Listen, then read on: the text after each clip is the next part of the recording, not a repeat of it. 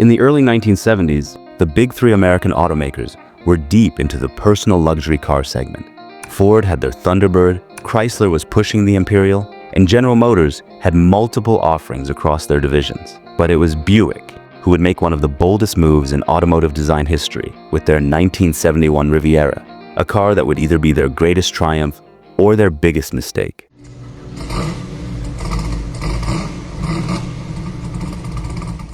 The story of the boat-tail Riviera really begins in 1970, when Buick was actually doing pretty well in the American market.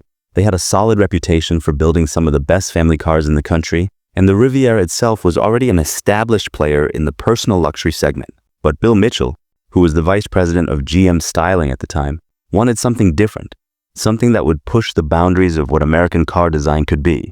Before we dive into the boat-tail itself, we need to understand what came before it. The first-generation Riviera, introduced in 1963, was actually designed to be a Cadillac initially. When Cadillac passed on the design, Buick grabbed it, and the result was one of the most celebrated designs of the 1960s. The second-generation Riviera that followed in 1966 was also successful, but it was starting to look a bit conservative compared to some of the competition. This is where things get interesting. Mitchell enlisted designers Jerry Hirschberg and David R. Halls to help create something completely different for the 1971 model year. The result was a design that borrowed heavily from classic wooden speedboats, featuring a dramatically tapered rear end with a massive swept-back window. But this wasn't just some styling exercise. It required serious engineering work to make it production-ready.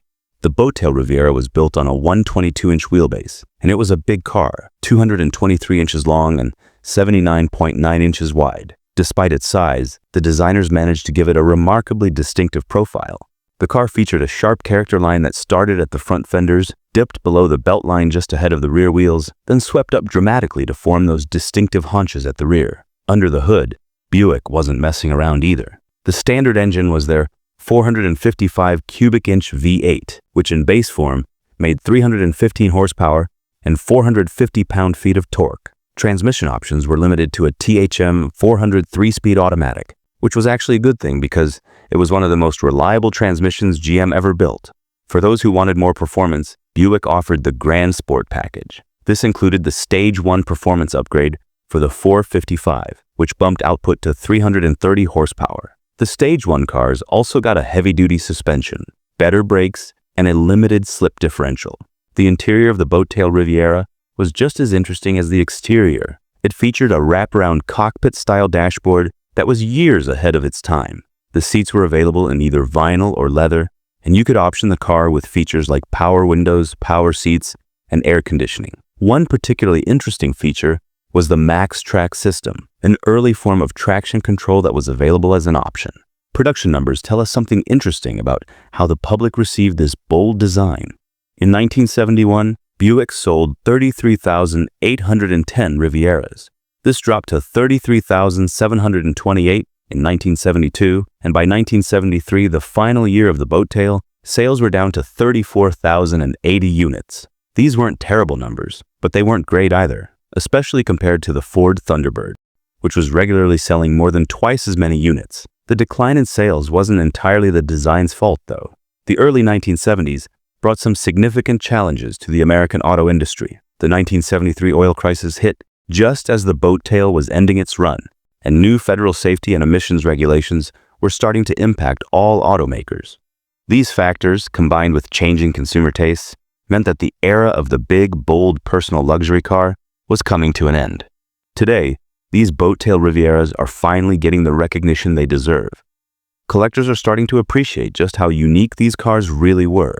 The combination of that distinctive styling, the powerful 455 V8, and the luxurious interior make them stand out even among other luxury cars of the era. What's particularly interesting about these cars is how they've influenced modern automotive design. That sweeping fastback profile and the integration of boat-tail elements can be seen in many modern luxury cars, although none have been quite as dramatic as the Riviera. If you're looking at buying one today, there are a few things to watch out for. The complex curves of the body mean that rust can be a real issue, especially around those dramatic rear quarters. The 455 engine is generally reliable, but it can suffer from valve train issues if it hasn't been properly maintained. The good news is that most mechanical parts are still available, although body panels can be very difficult to find. The restoration process for these cars can be particularly challenging due to the unique body panels and trim pieces. The rear window, being such a large and uniquely shaped piece of glass, is especially difficult to source if damaged. Many owners have taken to having custom pieces fabricated when original parts can't be found. Colors play a big role in the desirability of these cars today. The most sought-after combinations are the darker metallics with matching vinyl tops, particularly the burnished bronze and forest mist green options. The GS Stage 1 models command the highest prices, especially when documented with their original drivetrain. Whether you love it or hate it, there's no denying that the boat-tail Riviera represents something we rarely see in the auto industry anymore: the willingness to take a big styling risk on a mainstream luxury car. It might not have been a huge sales success, but it certainly left its mark on automotive history. The boat-tail Riviera taught us something important about automotive design. Sometimes the most memorable cars aren't the ones that play it safe. They're the ones that dare to be different, that push boundaries and challenge our expectations of what a car should look like. If you enjoyed this video, make sure to hit that like button and subscribe for more content about unique and fascinating cars from automotive history. Let me know in the comments if you've ever seen one of these boat-tail Rivieras in person. I'd love to hear your thoughts on that wild design. Stay driven, enthusiasts. I'll see you in the next video.